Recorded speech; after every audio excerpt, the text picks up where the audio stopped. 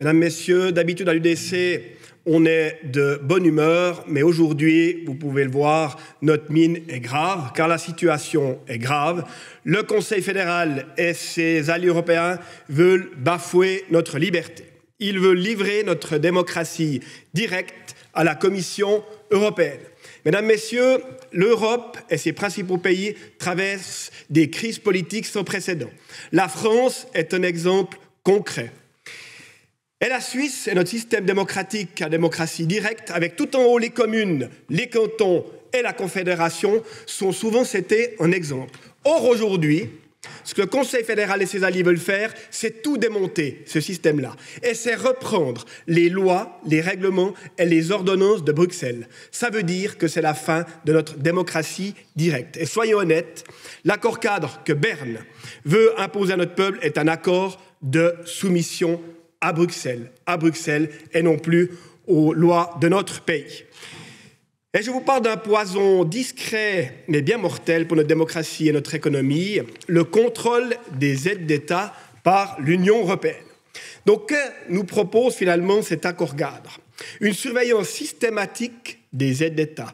Nous devons même introduire, mesdames, messieurs, une nouvelle loi à cet effet. La loi sur la surveillance des aides publiques. La Constitution aujourd'hui ne prévoit pas, d'ailleurs, un mécanisme pareil. L'article 96 qui confère à la Confédération la mission de surveiller la concurrence, mais ne mentionne pas le contrôle des aides.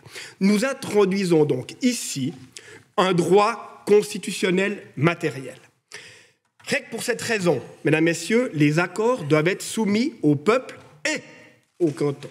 Mais que contient donc ce paquet relatif à la surveillance? Dans un premier temps, il se limite aux accords sur le transport aérien, le transport terrestre et l'électricité. Mais mesdames, messieurs, il y a de bonnes raisons qu'elles s'étendent à toutes.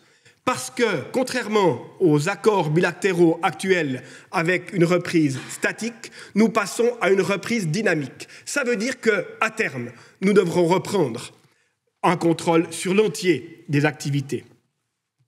Et puis deuxièmement, parce que la surveillance doit être assurée par la Commission de la concurrence et que celle-ci a fortuitement, par exemple, suggéré en 2025 de contrôler les loteries. Les loteries dont la moitié est reversée à des aides publiques. Quoi qu'il en soit, la Commission de la concurrence, la Comco, devient une police des subventions. Elle est habilitée à mener des enquêtes contre les cantons. Ceux-ci n'ont alors qu'une obligation de coopérer, mais plus aucun droit. Une vraie Stasi de Bruxelles sur nos aides d'État. La même Comco sera chargée de maintenir un lien direct avec la Commission européenne dans ce domaine. Cela signifie que la Commission européenne pourra exercer une influence sur la Suisse par voie administrative. Voilà pourquoi nous parlons d'accord de soumission. Et en tout état de cause, l'introduction d'une nouvelle loi à la demande d'une puissance étrangère est un signe évident de traité de soumission. Et des exemples, il y en a, mesdames, messieurs. Et l'exemple le plus parlant, voté dernièrement par notre Parlement, est le soutien à l'acierie suisse, à l'acierie Stahl-Gellerfingen. Le Parlement a décidé d'aider l'acierie de Stahl-Gellerfingen pour garder une souveraineté. Et là, mesdames, messieurs, il est certain que jamais l'Europe n'accordera une telle dérogation pour soutenir un domaine. Et des domaines, il y en a, l'armement ou la verrerie de Saint-Pré, par exemple. Voilà pourquoi, mesdames, messieurs, nous nous opposons fermement à cet accord.